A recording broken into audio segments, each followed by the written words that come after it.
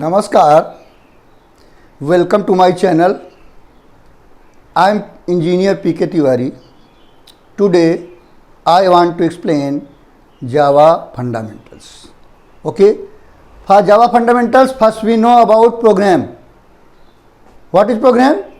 Program means set of statements written in any language which computer understand.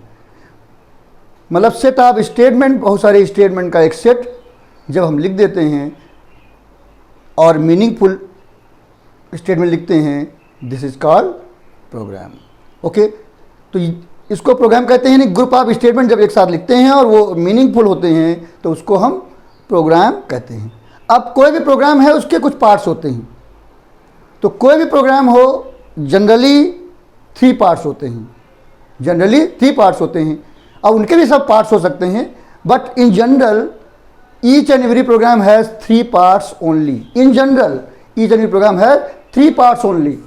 Means input और requirements, process और action and output और result.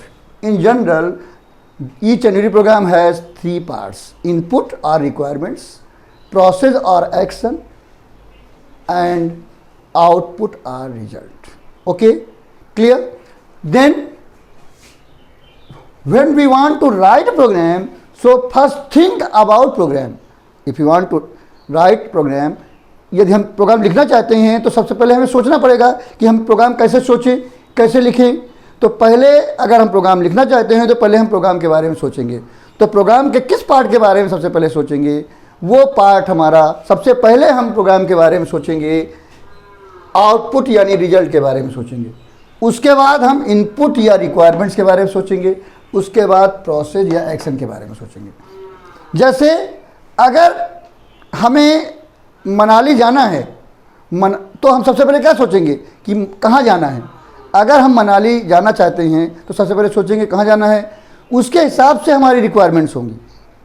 अगर हमारी requirement सही नहीं होंगी तो क्या होगा? मनाली जाएंगे, वहाँ ठंडा होता है तो प्रॉब्लम आ जाएगी. अगर आपकी रिक्वायरमेंट सही नहीं हुई तो उसी हिसाब से अगर हम प्रोग्राम लिखना चाहते हैं तो सबसे पहले हमें सोचना पड़ेगा कि हमें प्रोग्राम में क्या चाहिए, what will be output. Okay, so first think about output और result, then we think about input यानी क्या मिनिमम क्या रिक्वायरमेंट्स हैं, क्या ज़रूरत है. उसके बाद अगर जो हमने इनपुट लिया है उसमें हम क्या प्रोसेस करें, क्या एक्शन करें कि हमारा डिजायर्ड आउटपुट आ जाए. ओके, तो first think about output, then input, then process. ये प्रोग्राम सोचने का सीक्वेंस है, प्रोग्राम लिखने का सीक्वेंस नहीं है. अगर हम प्रोग्राम लिखना चाहते हैं तो हमारा सीक्वेंस चेंज होगा. उसका क्या सिस्टम होगा? सबसे पहले हम इनपुट यानी रिक्वायरमेंट्स लेंगे, उसके बाद उस रिक्वायरमेंट में प्रोसेस करेंगे. अगर हमने सही इनपुट लिया और सही प्रोसेस किया तो हमारा डिजायर्ड आउटपुट आ जाएगा. ये तरीका है प्रोग्राम सोचने का और ये तरीका है प्रोग्राम लिखने का. अगर हमने सही से सोचा और सही से लिखा तो हमारा प्रोग्राम सही होगा. होता क्या है, बच्चे प्रोग्राम सोचते नहीं हैं, लिखना स्टार्ट कर देते हैं. तो इसीलिए सबसे पहले हमें प्रोग्राम को सोचना है. प्रोग्राम सोचने का sequence output, input and process है, और प्रोग्राम लिखने का सीक्वेंस इनपुट, प्रोसेस, आउटपुट है. Okay, it is there are 6 boxes. बहुत छोटे लगते हैं लेकिन पूरा प्रोग्रामिंग कॉन्सेप्ट इन्हीं बॉक्सेस पे है. ओके, एंड अब हम प्रोग्राम लिखना चाहते हैं तो हमें पता होना चाहिए कि प्रोग्राम के कौन कौन से कंस्ट्रक्ट्स हैं. तो that is called program constructs. तो there are 4 types of program constructs. There are 4 types of program. Program के 4 तरीके हैं. पहला है सीक्वेंस. सीक्वेंस में क्या होता है, एक इनपुट हुआ, जो भी इनपुट करना है इनपुट हुआ, उसके बाद प्रोसेस हुआ और हमको आउटपुट मिल गया. इसमें कोई भी कंडीशन नहीं होती, कुछ भी चेकिंग नहीं होती है, सीधे इनपुट, प्रोसेस और output. This is called sequence construct. उसका सेकेंड होता है सिलेक्शन कंस्ट्रक्ट. सिलेक्शन कंस्ट्रक्ट में क्या होता है, हमें कुछ इनपुट किया, कुछ प्रोसेस किया, उसके बाद हमें क्या होता है कि हमें कुछ कंडीशंस के हिसाब से और प्रोसेस करना होता है. तो उस कंडीशन में क्या होता है, या तो हम वो काम करेंगे या वो काम, ये दोनों एक साथ काम नहीं होंगे. मल्टीपल ऑप्शंस भी हो सकते हैं, एक से ज़्यादा, दो से ज़्यादा, मोर देन वन हो। तो जब हम इनमें से कोई एक पाथ यूज करेंगे तो उसको बोलेंगे सिलेक्शन कंस्ट्रक्ट। ओके। थर्ड तरीका क्या है? इटरेशन। इटरेशन का मतलब है लूपिंग। लूपिंग मतलब है we repeat set of statements under given condition, this is called iteration और लूपिंग। जब हम प्रोग्राम के कुछ पार्ट्स को बार बार रिपीट करते हैं तो दिस इज कॉल्ड इटरेशन और लूपिंग। तो ये एक कंस्ट्रक्ट है। और फोर्थ कंस्ट्रक्ट जो है वो मॉड्यूल्स कंस्ट्रक्ट है। इसमें क्या होता है, एक तरीका होता है कि हमने एक प्रोग्राम लिखा और उसमें एक प्रॉब्लम क्या होती है कि अगर हमने प्रोग्राम लिखा उसमें एक छोटी सी मिस्टेक है तो हमारा प्रोग्राम एग्जीक्यूट नहीं होगा। तो उसके लिए क्या करते हैं, प्रोग्राम के पार्ट्स कर देते हैं। We divide program in different task, this small task is called functions और मेथड्स। छोटे छोटे मेथड्स में हम प्रोग्राम को डिवाइड कर दें और उन मेथड्स को आपस में इंटरलिंक करें, कॉल करें, this is called modules construct. तो ये चार कंस्ट्रक्ट है प्रोग्राम के। पहला है आपका सीक्वेंस जिसमें कोई कंडीशन नहीं होती है, दूसरा है सिलेक्शन जिसमें हम कंडीशन लेते हैं, उस कंडीशन के हिसाब से हम प्रोसेस करते हैं, और थर्ड है हमारा iteration in looping, we repeat set of statements, and fourth modules यानी प्रोग्राम्स को छोटे छोटे पार्ट्स में डिवाइड कर देते हैं और उन छोटे छोटे पार्ट्स को जो डिवाइड करते हैं उन पार्ट्स को कहते हैं फंक्शंस या method, this is called programme construct. So students आप स्क्रीनशॉट ले लीजिए। स्टूडेंट्स अगर हमें प्रोग्राम लिखना है तो प्रोग्राम लिखने के लिए हमें एक वर्ड की मीनिंग अगर आ जाए तो हम प्रोग्राम लिख सकते हैं। सिर्फ एक वर्ड अगर हमें आ जाए, पूरी प्रोग्रामिंग एक वर्ड पे डिपेंड है, ओनली वन वर्ड। वो वर्ड क्या है? वो वर्ड हमारा है tokens. Tokens means smallest individual unit used in a program. सबसे छोटी यूनिट जो प्रोग्राम में यूज की जाती है दैट इज कॉल्ड टोकन। तो हर प्रोग्राम में सिर्फ और सिर्फ हम टोकन लिखते हैं, टोकन्स के अलावा हम कुछ भी नहीं लिखते। अगर हम प्रोग्राम में कुछ भी लिख रहे हैं हमें पता होना चाहिए कि हम प्रोग्राम में क्या लिख रहे हैं, यानी कि हमारा व्हाई क्लियर होना चाहिए कि why we use this statement. अगर हमारा व्हाई क्लियर नहीं है तो हमें क्या करना होगा, हमें रखना होगा, और रखने से प्रोग्रामिंग नहीं आती। तो उसका एक ही तरीका है कि हम एक वर्ड की मीनिंग समझ जाएं। अगर इस वर्ड की मीनिंग हम समझ जाते हैं तो हम प्रोग्राम लिख सकते हैं। वो वर्ड हमारा है टोकन्स, यानी smallest individual unit used in a program. There are 5 types of token. जो टोकन्स होते हैं वो 5 टाइप्स के होते हैं। कौन कौन से होते हैं? पहला हमारा होता है कीवर्ड्स और रिजर्वर्ड्स, दूसरा हमारा होता है आइडेंटिफायर्स और नेम्स, थर्ड होता है हमारा लिटरल और कांस्टेंट, फोर्थ होता है ऑपरेटर्स, एंड फिफ्थ होता है पंक्चुएटर्स और सेपरेटर्स। सो टोकन्स कितने टाइप के होते हैं? कीवर्ड्स और reserved words. Each and every language have reserved words, they have special meaning. हर वर्ड की एक मीनिंग होती है, उसका एक वर्क होता है, दैट इज कॉल्ड कीवर्ड्स। ठीक है, जैसे for example INT, class, float, for, while, do, public, protected, private, these are keywords. तो ये कीवर्ड बहुत सारे हैं, उनको हम एक एक करके सबसे बाद में बताएंगे। सबसे पहले हमें ये चारों पता होंगे तो हम कीवर्ड समझ पाएंगे, अदरवाइज प्रॉब्लम होगी। तो इसलिए कीवर्ड्स हम सबसे बाद में बताएंगे आपको। तो दूसरा नंबर पे आता है आइडेंटिफायर्स और नेम्स, यानी कोई भी नेम अगर हम प्रोग्राम में यूज कर रहे हैं, कोई भी नेम, तो वो आइडेंटिफायर होता है। Like program name, class name, function name, variable name, array name, object name, any name used in a program that is called identifier. कोई भी नेम हम प्रोग्राम में यूज कर रहे हैं वो हमारा आइडेंटिफायर होता है। ओके, उसके बाद हमारा आता है लिटरल्स और कांस्टेंट्स। लिटरल्स और कांस्टेंट में क्या होता है? जिसकी वैल्यू प्रोग्राम में चेंज नहीं होती, never change their value during execution of the program, that is called literals or constant. Program में जिनकी वैल्यू चेंज नहीं होती है वो हमारे लिटरल्स होते हैं। जैसे 47 राम विद इन कोट्स, जिसकी वैल्यू हमारे प्रोग्राम में चेंज ना हो वो लिटरल होता है। ओके, उसके बाद हमारा आता है operators. Operators are used to operate the operands. जो ऑपरेंड्स क्या होते हैं, जो वेरिएबल्स और कांस्टेंट होते हैं उनको ऑपरेटर कहते हैं। तो अगर हमारा, जैसे हम लिखें a+5, c is equal to a+5, तो यहाँ पर a क्या है, आइडेंटिफायर है, 5 क्या है, लिटरल है, और प्लस क्या है, ऑपरेटर है। तो operators are used to operate the operands. a और 5 क्या है, ऑपरेंड्स हैं। a आइडेंटिफायर है, 5 हमारा क्या है, लिटरल है, और प्लस क्या है, ऑपरेटर है। तो प्लस क्या कर रहा है, a और 5 को ऑपरेट कर रहा है। इसलिए हम कह सकते हैं कि operators are used to operate the operands. Operator कई तरीके के होते हैं, उनको हम आगे एक्सप्लेन करेंगे। ओके, उसके बाद आता है हमारा पंक्चुएटर्स और separators. Punctuators are mean to separate two elements, two things, that is called punctuators. Okay, punctuators में जैसे सेमीकोलन है, कोलन है, ब्रैकेट्स हैं, square bracket, curly braces, parenthesis, dot, तो बहुत सारे हमारे पंक्चुएटर्स हैं जिनको हम एक एक करके एक्सप्लेन करेंगे।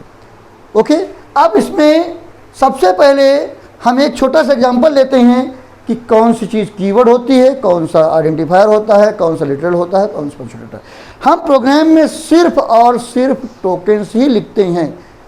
मे बी कॉम्बिनेशन, कोई भी स्टेटमेंट हम लिखें, कोई भी स्टेटमेंट प्रोग्राम में लिखें तो उसमें सिर्फ और सिर्फ टोकन्स होते हैं। May be combination of 5, may be combination of 4, may be combination of 3, may be combination of 2, लेकिन सिर्फ प्रोग्राम में हम टोकन ही लिखेंगे। इसीलिए अगर टोकन क्लियर हो गए तो हम एक एक बात समझ जाएंगे कि यहाँ पर क्या हो रहा है। तो अगर हमने छोटा सा एग्जांपल लिखा हुआ है, हमने लिखा हुआ INT a = 5 सेमीकोलन, एक छोटा सा एग्जांपल है ये। यहाँ पर INT क्या है, एक कीवर्ड है, इसकी एक मीनिंग है, ये टाइप बता रहा है। दूसरा क्या है, a इट इज़ आइडेंटिफायर, ये नेम है, यानी यहाँ पर ये a क्या है, आइडेंटिफायर है, यानी ये वेरिएबल नेम है। ये इक्वल, ये ऑपरेटर है। ये किस टाइप का ऑपरेटर है, ये असाइनमेंट ऑपरेटर है, असाइन कर रहा है वैल्यू। 5 हमारा क्या है, लिटरल है, और सेमीकोलन क्या है, पंक्चुएटर है।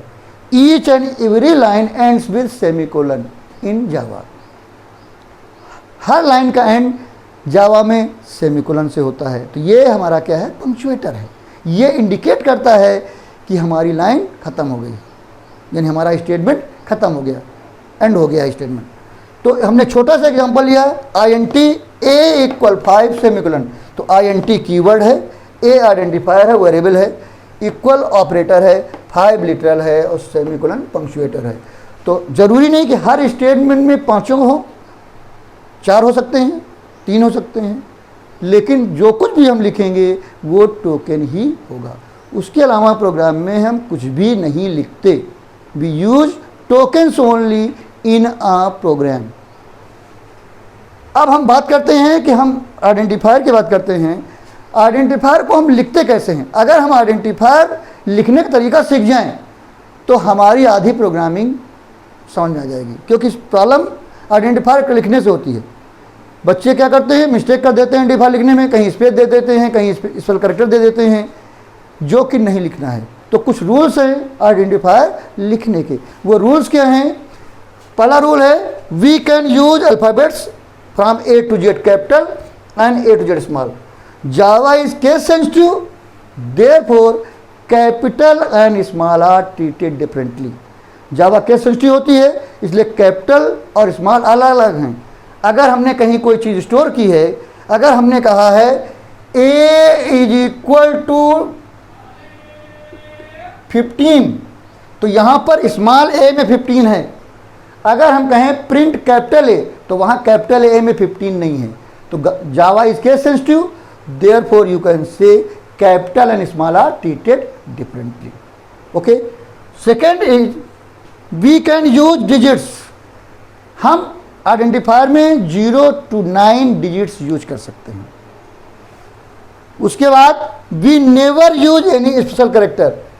आइडेंटिफायर में कोई भी स्पेशल करेक्टर यूज नहीं कर सकते, सिर्फ 2 साइन को छोड़कर. वो साइन कौन से हैं? We never use any special character except underscore and dollar sign. Underscore नीचे आता है, जस्ट लाइक माइनस होता है, माइनस ऊपर आता है, लेकिन अंडर स्कोर नीचे आता है. तो ये अंडर स्कोर है, हम अंडर स्कोर यूज कर सकते हैं और डॉलर यूज कर सकते हैं. इसके अलावा कोई भी स्पेशल करेक्टर हम आइडेंटिफायर में यूज नहीं कर सकते. उसके बाद we never use any keyword as identifier. कोई भी कीवर्ड आइडेंटिफायर में यूज नहीं किया जा सकता. जैसे हम ये नहीं लिख सकते, हम कहें फॉर इज इक्वल टू 20. ये रॉन्ग है. क्यों? ये हमारा रॉन्ग है. क्यों रॉन्ग है? ये फॉर कीवर्ड है. फॉर क्या है? कीवर्ड है. तो फॉर इक्वल 20 ये रॉन्ग है. तो हम आइडेंटिफायर में कोई भी कीवर्ड यूज नहीं कर सकते. ओके. उसके बाद we never use any space. बच्चे गलती करते हैं. क्या करते हैं? जब कोई आइडेंटिफायर देते हैं तो बीच में स्पेस दे देते हैं. तो कोई भी स्पेस आइडेंटिफायर में यूज नहीं किया जा सकता. ओके. उसके बाद नेवर स्टार्ट विद डिजिट. हमारा आइडेंटिफायर कभी भी डिजिट से स्टार्ट नहीं होगा. We can start with alphabet, we can start with dollar, we can start with underscore, but never start with digits. किसी भी डिजिट से हमारा आइडेंटिफायर स्टार्ट नहीं होगा. उसके बाद आता है आइडेंटिफायर एज कांस्टेंट. अगर कोई आइडेंटिफायर को हम एक कांस्टेंट की तरह यूज करना चाहते हैं, उसकी वैल्यू फिक्स करना चाहते हैं, किसी आइडेंटिफायर की वैल्यू को हम फिक्स करना चाहते हैं, तो हम क्या करेंगे? उससे पहले एक फाइनल कीवर्ड लगा देंगे और उसके सारे कैरेक्टर हम कैपिटल में लिखेंगे. अगर हम स्मॉल में लिखेंगे तब भी प्रोग्राम चल जाएगा. लेकिन होता क्या है, अगर हम कैपिटल में लिखते हैं तो हमें पता चल जाता है कि ये इसकी वैल्यू कांस्टेंट है, उसकी वैल्यू को हम चेंज करने की कोशिश नहीं करेंगे. अगर हम कैपिटल लिखेंगे तो हम चेंज करने की कोशिश कर सकते हैं, तो प्रोग्राम में एरर आएगी. तो उसका तरीका है कि हम कैपिटल में सारे कैरेक्टर लिखें, जिससे हमें क्लियर रहे कि ये जो हमारा आइडेंटिफायर है इसकी वैल्यू को चेंज नहीं करना है. फॉर एग्जांपल, जैसे हमने लिखा ये final double PIE is equal to 3.14 semicolon. अब यहाँ पर क्या है, जो हमारा PIE है, पाई की वैल्यू कांस्टेंट हो गई क्योंकि उससे पहले हमने लगा दिया फाइनल. अब इस पाई की वैल्यू को हम प्रोग्राम में चेंज नहीं कर सकते. अगर हम चेंज करने की कोशिश करेंगे तो एरर आ जाएगी. तो इसलिए अगर किसी भी आइडेंटिफायर की वैल्यू को हमें कांस्टेंट करना है तो उसके सारे कैरेक्टर कैपिटल लिखेंगे. इससे हमें क्लियर रहेगा कि ये जो हमारा आइडेंटिफायर है इसकी वैल्यू कांस्टेंट है, इसको चेंज नहीं करना है. तो ये रूल्स हैं जिनसे हम आइडेंटिफायर को लिखते हैं. अगर हमें ये रूल क्लियर हो जाएं तो हम प्रोग्राम में गड़बड़ी नहीं करेंगे. और एक और रूल है छोटा सा, वो क्या है? 8th रूल है, if you want to use multiple words in identifier, then first character of joining word must be capital. First character of joining word must be capital.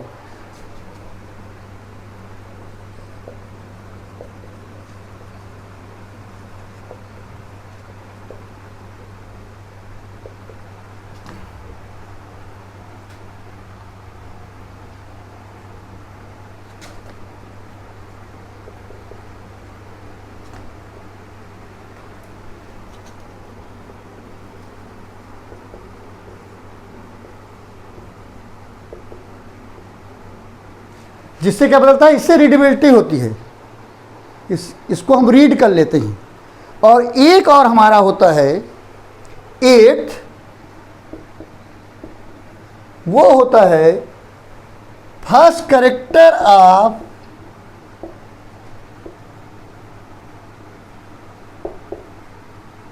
Class name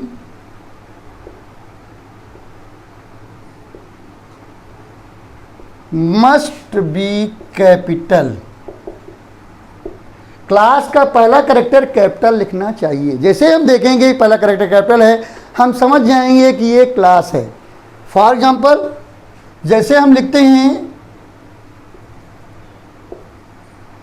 string,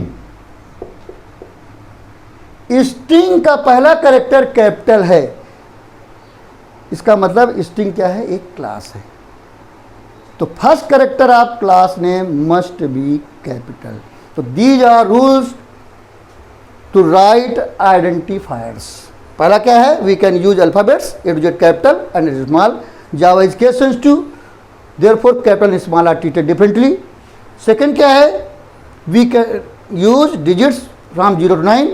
third, we never use any special character except underscore and dollar sign. Fourth, we never use any keywords as identifier like this for is equal to 20, तो ये identifier में use नहीं कर सकते, ये गलत है। उसके बाद we never use any space, कोई भी स्पेस नहीं यूज कर सकते आइडेंटिफायर में। We never start with any digit, किसी भी डिजिट से आइडेंटिफायर स्टार्ट नहीं किया जा सकता। For identifier as constant use all characters in capital. For example final double PIE is equal 3.14। And first character of joining word must be capital. अगर हम multiple words दे रहे हैं किसी आइडेंटिफायर में तो ज्वाइनिंग वर्ड का पहला कैरेक्टर कैपिटल होना चाहिए। इससे क्या होता है, रीडेबिलिटी आती है, हम उसको पढ़ सकते हैं। और ठीक है, उसके बाद last, first character of class name must be capital. Class का पहला कैरेक्टर कैपिटल होता है, इससे हमें पता चल जाता है कि हमारा क्लास है। क्लियर? तो आप इसका स्क्रीनशॉट ले लीजिए। स्टूडेंट्स, आज के लिए इतना ही। अगली वीडियो में हम आपको लिटरल्स, ऑपरेटर्स और पंक्चुएटर्स के बारे में बताएंगे। अगर आपको ये वीडियो पसंद आया हो तो लाइक कर दीजिएगा, अगर कम समझ में आया हो तो डिसलाइक भी कर सकते हैं, मुझे कोई प्रॉब्लम नहीं है। आप कमेंट बॉक्स में आप कमेंट दे सकते हैं जिससे हम आपकी प्रॉब्लम सॉल्व कर सकें। आप चाहें तो इंस्टाग्राम में भी मैसेज भेज सकते हैं, जिसका लिंक आपको डिस्क्रिप्शन में मिल जाएगा। अगर आपने चैनल को सब्सक्राइब कर दिया है तो अच्छी बात है, अगर नहीं किया है तो उसको सब्सक्राइब कर दें। मैं आपको नेक्स्ट वीडियो में फिर से मिलूँगा, तब तक के लिए धन्यवाद।